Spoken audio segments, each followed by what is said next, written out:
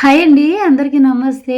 ఇక్కడ చూడండి సొరకాయలు అసలు పిందెలు చాలా ఉన్నాయండి. ఒకటా, రెండా చూడండి పైన మనకొచ్చేసి 2 కనిపిస్తుంది. అక్కడ ఒకటి 3 కింద దీంతో 4 అండి. ఇంకా కింద కూడా చాలా ఉన్నాయండి. చూపిస్తాను. ఇక్కడ ఒక 2, 6 కాయలైతే అయిపోయినాయి మన ఇక్కడితో. ఇంకా, ఇంకా ఉన్నాయని చూద్దాం. దీంతో 7 అండి. చూడండి. ఇక్కడొచ్చేసి మనకు 8, 9 మొత్తం 9 కాయలున్నాయి కదా! అయితే దీనికొక స్టోరీ ఉందండి.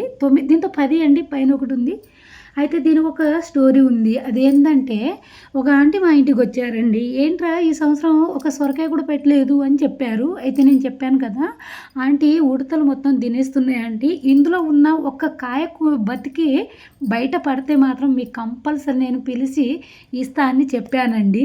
అయితే వస్తాయా రాదా అనేసి కొంచెం డౌట్‌గానే ఉంది. ఎందుకంటే ఉడతలు తినేస్తాయి. అలాగే ఇక్కడ పిందెలు కూడా కొన్ని రాలిపోతూ ఉంటాయి కదా! రాదేమో అనుకున్నాను. కానీ ఒక సొరకాయ అయితే పెరుగుతుంది. ఆంటీకైతే పిలిచి ఇచ్చేస్తాను. అయితే ఇంకొకటి ఏందంటే ఇక్కడ ఇంకో కాయ ఉందండి. మునగ చెట్టు ఎక్కి కూర్చుంది. అది ఎలా కోయాలో ఏంటో అనేసి నేను చాలా ఆలోచిస్తున్నాను. ఎలా ఏంటి అనేసి. అయితే కింద చైర్ పెట్టి కూడా నేను కోయడానికి ట్రై చేశాను.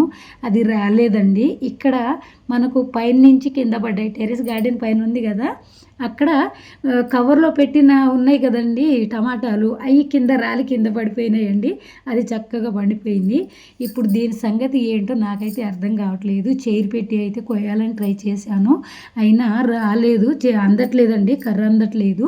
ఎట్లైనా దీన్ని హార్వెస్ట్ చెయ్యాలి ఈరోజు అనేసి ఎంత ఫైట్ చేశానో కానీ అది కర్ర అందట్లేదు. అలాగే సొరతీగ కూడా తెగిపోయిందిలే గానీ అది మాత్రం పైనే ఉండిపోయిందండి.